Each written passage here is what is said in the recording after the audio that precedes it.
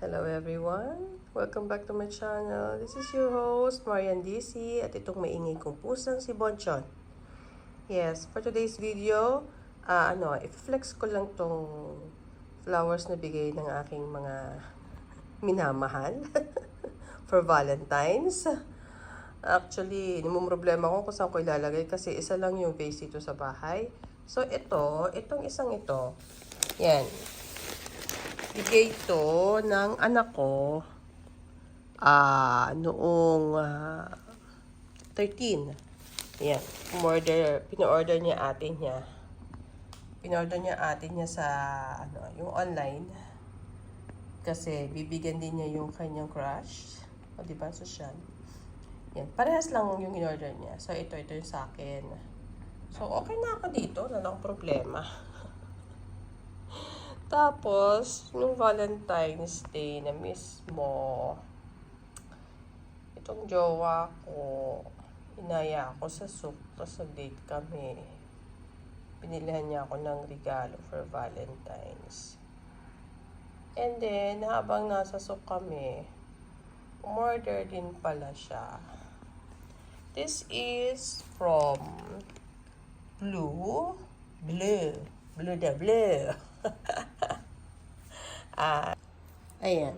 Ito naman, yung bigay niya kahapon. Actually, nakarap to kahapon.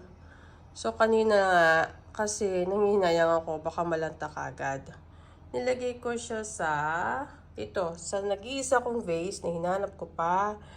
This is from Plaza Hollandi. Diyos ko, hindi ko alam kung magkano itong pinibili nila. Sana bumili na lang sila ng pagkain.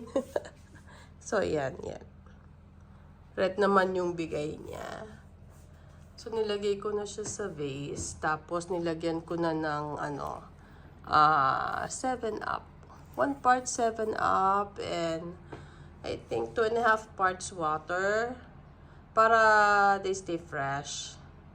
So, itong purple na to, isisingit ko na lang siya dito kasi maluwag pa naman.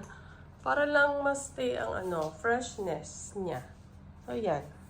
Tsaka medyo maluwag pa rin naman. Buhaghag kasi nung ko. So, yon. Ito yung aking gagawin. Yan. So, nagsisimula na ako. Wait nyo na lang ang resulta. Sige lang. Ayan. Puputulin ko. Ito lang gunting ko. Nahirap magputol. Sige. I'll see you later. Bye. Okay, kita nyo guys. Ito yung kanyang tali. Tapos, ang ganda ng papel niya. As in talagang, mamahalin siya. Mamahalin. Ito ang papel ng ko is normal lang na brown paper. Na maganda rin naman. Pero, ito talaga is, magkano kaya ito? Hindi ko alam. Tapos, ayan o, tingnan nyo. Actual color is lavender. Dito lang medyo, kasi may ilaw ako. So, tapos may paganto pa siya. Grabe. Ang sosyal. Huh? Talang ng dalaga ako, hindi ko na nakakatanggap ng ganito. Diba? Puripot ko sa jowa ko. Wala siyang pera nung araw. Yun, so. Ayan, ayaw nang gumupit nitong aking gunting. Saglit nga lang. So, ayan. Uy, gumupit ka. Huwag mo akong ipahiya. So, ayan. Ano ba daming buhol nito? Kaloka. Samantalang yung pa-tape-tape lang. Masyadong maarte. Ayan. Okay. Siguro naman wala na. Ay, meron pa rin. OMG. So, ayan. Ito yung flowers niya. Ang ganda. Talagang, ang cute. Cute purple. Purple talaga. So, gugupitin ko lang to. Hanggang dito. Ganyan. Para kumasya siya doon. Ayan. So, wait nyo lang. Sige. Bye-bye ulit. I'm back. So, ayan. Pinutol ko na yung stem para kumasya na siya. Para pumantay siya. Yan ang pinutol ko. Ayan yung mga flowers natin. So, tinry ko na rin na ilagay yung isa. Ayan o. Okay naman. Maganda naman. Kaysa madali silang madali silang malanta. O, edi lagay na lang natin. So, ayan. Try ko. Sisiksik ko lang. Sinisiksik ko lang sila. Para, ayan. Kahit papaano. Hindi sila, may buhol na kasi to eh. Nakabuhol na yung red. So, bahala na ako na mangyayari. Pwede ko siyang luwagan para masiksik ko na lang to dito. Para namang hindi naman ako marunong mag-arrange ng mga flowers.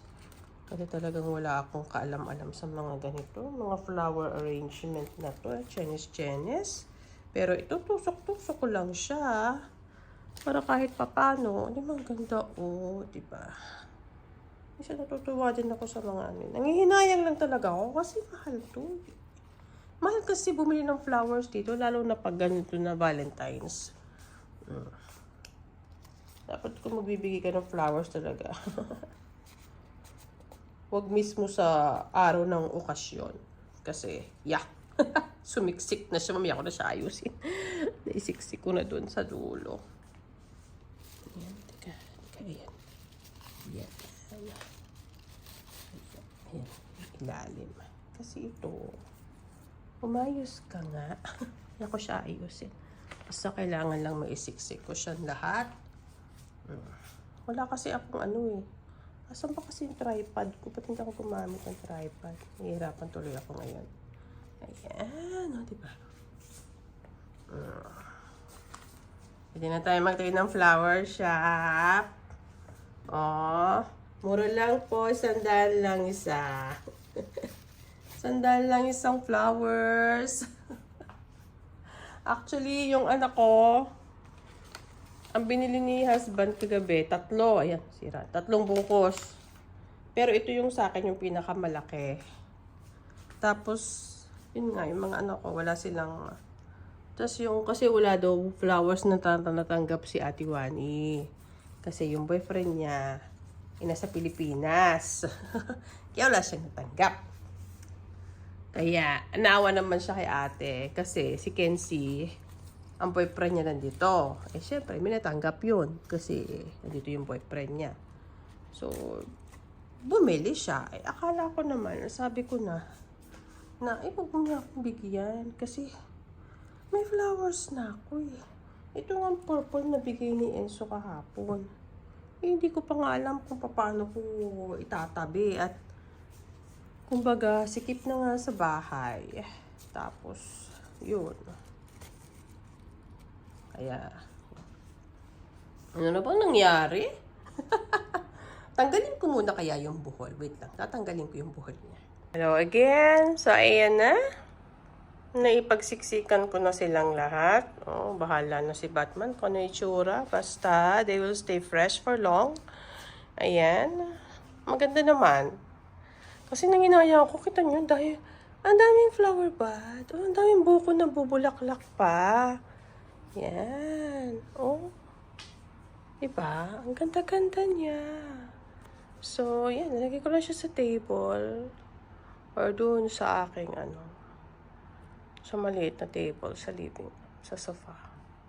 Ayan. So, napakaganda. Diba?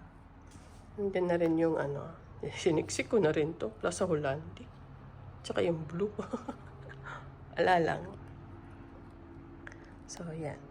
In a few days, bubuka na tong mga to. Ang ganda, di ba? Ganda lang.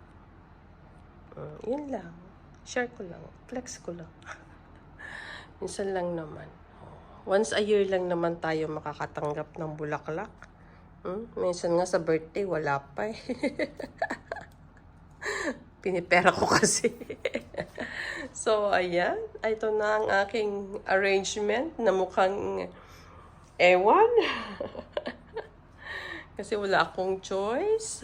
Kaysa masayang sila, tapos matatapon. Usually, yung mga flowers na binibigay nila sa akin, pag mga ganitong mga kagagarang flowers, Yan, gagawin ko ganyan. And then, after a while, pag talagang nakikita ko na natutuyo na sila, tatanggalin ko sila. Pag tuyo na lahat, tatanggalin ko na sila sa vase. Tapos, papainitan ko. Pinapainitan ko sa araw para, yun yung dry na dry. Tapos, pag dry na lahat ulit, ilalagay ko na ulit sila sa vase para magtagal sila. As in talagang dried silang lahat. Yung huli kong flowers na bigay ni husband. Yung ganun ang ginawa ko. So, talagang tumagal siya hanggang sa nanawa na ako. Kasi nalikabukan na. So, yun. So, yun ang gagawin ko dito din. Ayan. Sige. Paano? Hanggang dito na lang aking flexing. Happy Valentine's belated. Sana'y naging maganda, masayang inyong Valentine's. Hanggang sa muli. Paalam!